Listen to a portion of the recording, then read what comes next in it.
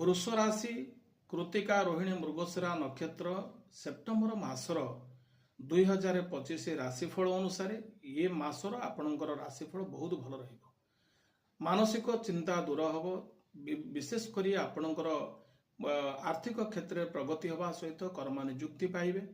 किछि दूरांतर यात्रा करिवे, तीर्थ भ्रमण करिवे, देव पूजारे आपण मन निवेश करिवे, बंधुलाभ जोग रही।